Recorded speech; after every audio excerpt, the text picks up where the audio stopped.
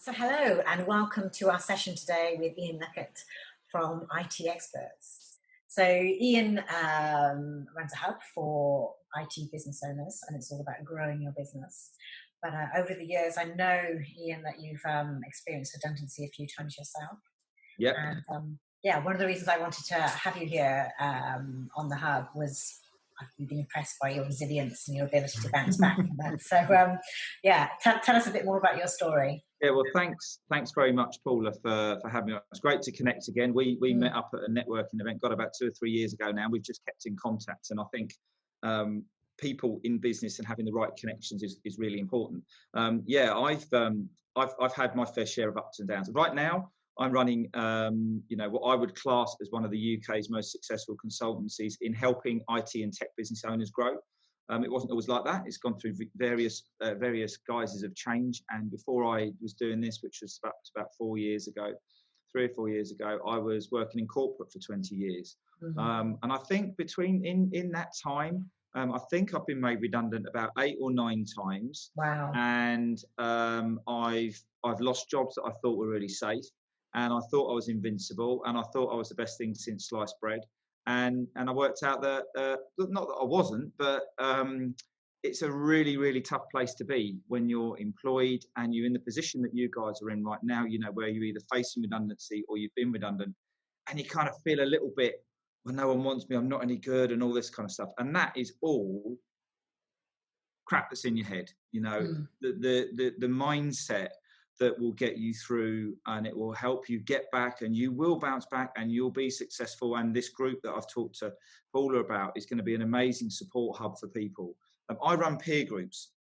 And what a peer group is, it's like a mastermind group where business owners come and share and we learn what's going on. This is kind of what you guys are going to be doing where you are now, because you're going to be learning. Someone's going to say a tip and you're going to learn. And the more people that you connect with, the more you're going to grow and the more you're going to learn and kind of and get yourself out of the kind of rut that you're in, because you're just in a bit of a rut. You're in a bit of change at the moment. There's been something that's probably happened that's out of your control, but you can get through it. And you get through it and the way that I got through it is I kind of turned it into a bit of a plan, really. So, a little bit of a potted history. I started working straight out of school when I was 16, I think, and I worked for an architect. And in actual fact, I got made redundant from there as well. I didn't realise. That's 9, yeah, and or even 10. Anyway, that industry dried up. It was when we were doing hand drawings, and then it went into CAD. And then I kind of learned to be quite resilient quite early on and not take it personally. Businesses have changed. Businesses run in different ways. Some of them are more efficient than others. Some of them are, more profitable than others. But it's not kind of personal. And you are as good as you kind of you've got set in your head. So I was always looking for opportunities. So when I left the architects, I had another job. I think I had an estate agent for a little while. Couldn't be doing with that. I went to work for what is now Virgin Media, and I was there for 9 years. And every year the business changed. It moved from a design company to a construction company to a cabling company to what you know now as where you get your internet and where I'm getting my internet, today. And I had to adapt and change because the department that I was in last year doesn't exist anymore because we don't need to do any more design. And then we do some more construction. When we finish doing that, we can move on to the technology. So I just all the time I almost like hunted for change, looking for the opportunities, looking for the best way to do things. How can I bring my team with me? How can I build on the skills that I've got? And what have I learned that I can take to the next role? And it kind of got it kind of turned it into a bit of a game and a bit of a challenge. So I got made redundant from there. And I guess it's not going to be a surprise, and it's quite relevant. I got quite a healthy package, which was good. But the thing I didn't do with that package was I didn't go out and buy a car or go on holiday. I kind of just threw it away. It doesn't exist, right? And you need to kind of if you get a package or you've got a redundancy deal, my advice is just to kind of forget it's there. It's not a bonus. It's to help you live while you get yourself back on your feet. So we did that quite quickly, and then I used the bonus to go and buy a house, I think, or something like that, or whatever we did. But got back on my feet. Then I landed with a couple of companies that kind of didn't quite meet my values. Now I've got my company values on the wall here because it's important that everyone in the business knows who we are, how we work, and that sort of thing. I got a bit greedy, and I went and worked for a couple of companies, and they kind of didn't really get on with them very well. One I ended up walking out of, which I've never ever done in my life. I've got a wife, 2 kids, mortgage, and I just said, I can't handle this anymore, and I walked out of it. And the hardest thing is when you're out of work and you haven't got work, because there's this mindset of, well, people don't think that if you're not in work, then you're kind of not worth it. And that's something you need to get out of your head. You need to know, you need to have belief that the right role's out there, the right money's out there, the right conditions out there. You just got to go and find it. And if you don't go looking for it, you're never going to find it. If you sit around moping around all day, you're never going to find it. But I spoke to my dad, and I said to him, Dad, I don't really know what's happened here. I said, 1 minute I'm running the national network, the next minute I'm sitting in my living room without a job. And he said to me, turn it into a project. I said, what do you mean? He said, turn it into a project. You've done project management, turn it into a project. So I said, okay. So I made a list of all the companies I wanted to contact. I made a list of all the people in those. And I didn't have LinkedIn then. So now you've got LinkedIn. You can just find the right people. And that might be another episode, Thinking on My Feet, Paula, is to do one about LinkedIn. That might be we've got stuff on LinkedIn. But if you haven't got it, we'll do it. I'll slightly digress because my head's thinking about how I can help more. We kind of got this project down, and we started reaching out to people. We got ourselves a great job. We worked at Heathrow Airport for 9 years on the electrical infrastructure, which was great. And it was when I finished there, I made the decision to leave there and set up the consultancy. So, I guess the key takeaways are, what goes in here is really important. If you go down the pub and you're with a load of people, a quote I use all the time with my clients is, you become the average of the 5 people that you most hang around with. And what that means is, if you're hanging around the pub with a load of people who are saying, no, you never get a job, no, we're never going to do this, no, oh, you can't do that, you're useless, we're all useless together, don't go, you will become those people. I met a guy 3 years ago, and a guy called Charlie Mullins, some of you might know him from Pimlico Plumbers, did a podcast with him. And I was amazed at his mindset. He just decided, I'm going to be the most expensive plumber in the UK. And guess what? Yeah. He became the most expensive plumber in the UK, because that was his mindset, and that was his head. He's got Bentleys. If you know about him, you can he's a bit of an interesting character. He's a really nice guy. But that's what he decided to do. So the only limiting belief you've got about another role or another company, or if you want to start up a company, is what you've got in your head. And if you believe it in your heart and you know that you can help other people, that will kind of help you and drive you through.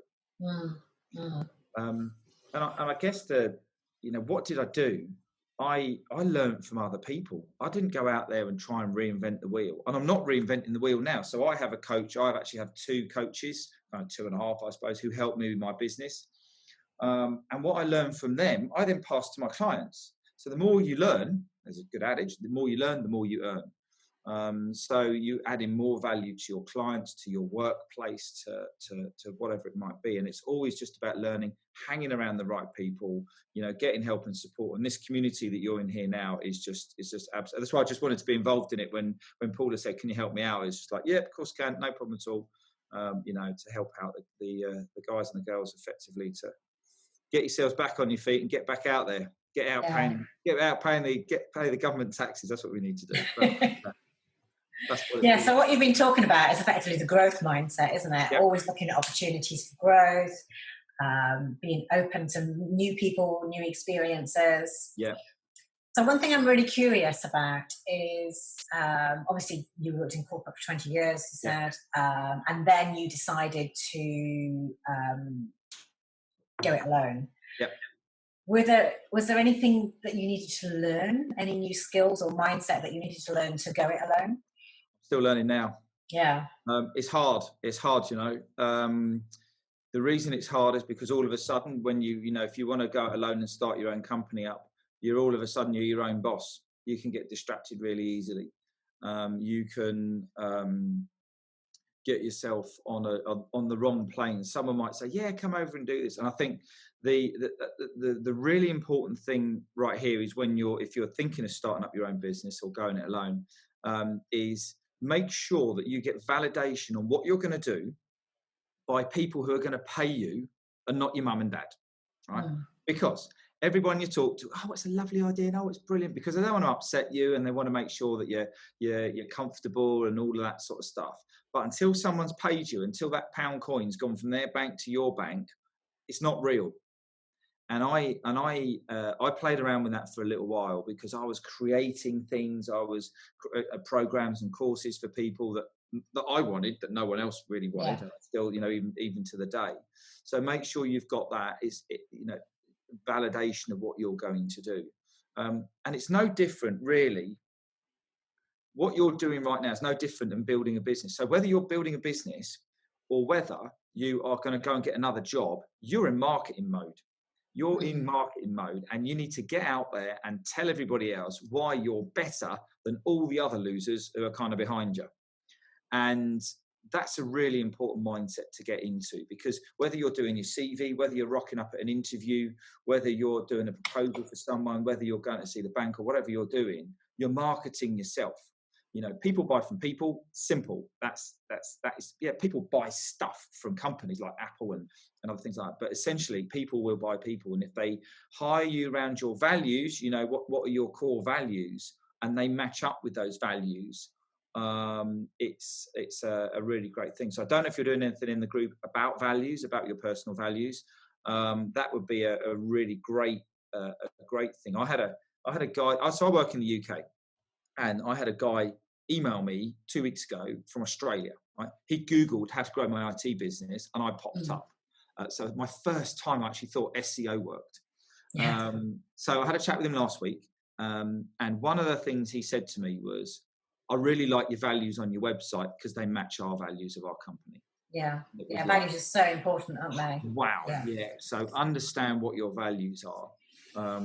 And the easiest way that I explain this is that if you were to get up in the morning and money was no object, that doesn't mean you've got all the money in the world, but money was no object, what would you do? And for me, I'd help people. I just want to help people. So if I can help people achieve something, more, build up their knowledge base and help their life become better, that's kind of a good day for me. That's what I do. I get paid to do that now. So it's great. So it kind of doesn't even feel like work. Yeah. And that's when you've had a really good job and you sort of feel. So I guess the thing to do here is think about a job you've done that's just been amazing and you love, and you've just been so motivated, and you were early, you stayed late, and you did everything you could. That's a job that matches your values. That would be a job that you need to go and, search for again. And if you let your values come out in your CV, in your interview, in the way that you put yourself across, and they match the values of the people who are employing you, boom. Yeah. I mean, one thing that redundancy can be good for is that pause to re-examine your values, because they change, don't they? You said you were in the job for 9 years. 9 years ago, your values were probably slightly different than they are now. So that pause is can change, like your priorities will change, and I think, another suggestion would be like just consume as much content around productivity, focus. I've been reading. I actually had quite a funny thing. I've been having Audible, and I haven't listened to it for months. And I kind of thought I just got to cancel this. And then I thought, why did I subscribe to it to start with? And I thought, to learn. So what do I want to stop learning? I thought no. I thought, but I don't want to keep paying for it. So I downloaded four audiobooks, and they were all about productivity. So there was one called the One Thing from Gary Keller. There was Eat the Frog by Brian Tracy. And I think if you can get yourself, if you're not working, if you've been knocked out of kilter and you're now not working, you don't have that routine, build a routine as quick as you possibly can, because otherwise you'll get into let's just pop down the shop. So I'm just going to go and wash the car, walk the dog and all this. Get yourself into a routine, go into your bedroom, office, whatever it is, do your research, then have a break, then do some more research, then make some calls, but the more productive. The thing I've learned in the last 2 weeks is the most successful people in the world are ones who can nail their calendar and be productive, focus on one thing, finish it off, and move on to the next. So that would be a fresh tip for the last couple of weeks. That's just literally it's just come out. So one thing that you talked about, which intrigues me, is the project managing, finding a new job. And project manage, it's a big term, isn't it? So for somebody who doesn't understand what that means, Can you sort of throw a little bit more light on what you mean by Yeah. that? So if you think, so let's just break it down to real simple terms. It's about having a plan. Okay. Yeah, So whether you're building a house, whether you're flying a plane, whether you're doing anything, you need a plan. And planning, project management, organization, it can be really boring because it sounds like work, effort, can't be yeah. bothered, going to get stressed and all that kind of stuff. Sounds But like it a doesn't. job. Yeah, it sounds like a job. Yeah, but it doesn't need to. It doesn't need to be like that. And you just need to look at kind of what's the one thing, the most important thing, kind of for that week or for that month. I would suggest. I'm not sure, as I say again, I'm not too sure of the content in your group, Paula. But if you were to do 30, 60, 90-day planning, I would highly recommend that, because what we do is you kind of set a 90-day goal that I'm going to have 4 interviews or 3 interviews or whatever it might be. Then in 60 days, I want to make sure that I've had that, got the CV right and we've got the interviews booked. And then at 30 days, and just break it down into Yeah. manageable chunks so that you're not overwhelming yourself. Because if I actually showed you my desk right now, you'd probably be quite horrified. But that's because I'm trying to do sorts of other things in the office as well. Just break it down, put it into those chunks, and then just deal with one chunk at a time. And you managing that project is project management. So, for example, for me, I get a lot of leads coming through, and how do I track it? I just put it on a spreadsheet. It's really easy. Start at the top. I have it sitting here on the desk. Start at the top, and I go through, have I made contact? What's going on? That's a project management plan. An Excel spreadsheet's a project management plan. Yeah, very accessible. Yeah, really, really simple. Put a whiteboard up, even just have a piece of paper and just put a grid on it, whatever you need to do, and just work your way through the plan and what you're trying to achieve each month. And set yourself challenging targets, but don't set yourself targets that are going to cause you a massive load of stress in actually achieving the target when you don't need to achieve it. It's going to take longer than you think. I think that's a reality. Get used to it taking longer than you think. Get used to people not getting back to you as quickly as you think you would get back to them. That's quite a tricky one. Did you have a lot of that when you were? Yeah, because you get a lot of rejection. You get a lot of, everyone's busy, and I even get clients, and this is just a crazy thing. I get people who'll phone me up or they'll be in contact and they'll go, "Hi Ian, I meant to organise a call with you last year, like February 2019, and I just got round to it." And it's like, "Oh, come on, what have you been doing?" But then it's like, it's when they're ready. So if you've got your CV, your LinkedIn profile, you're the best candidate for the job, or certainly one they want to talk to and engage with, you're going to get yourself ahead of the game. So for the first month, I would spend a lot of time on polishing who it is you are, what it is you want to do, how you're being portrayed by other people before you start your outreach. Now, with LinkedIn is an online networking room, right? You can go into LinkedIn, set up all sorts of searches, and for me, it's phenomenally powerful because I can set up a search for all IT business owners. Now, when I go into LinkedIn, they're all my target market. I talk their language, I talk what they want to talk about, I kind of help them out. And I never had that, when I got made redundant. It was just sending CVs off to people. I think the internet was there. God, I'm not that bloody old. But it's about making sure that if you're in financial services, for example, just go and network and meet up with financial services. Learn what people are doing. Learn how businesses are changing. We're in tech, right? And businesses are going to change massively through tech, but they're going to need people to understand how the tech works, because a lot of them won't know how the tech works. So if you can get involved in any type of tech in your line of industry, that would be quite a good suggestion from me. But just not take it easy, but set your plans out, set your targets out, and keep yourself, and actually as well, see if you can get yourself a bit of an accountability buddy. So I get paid to tell people what to do or what not to do, actually, is what I get paid to do.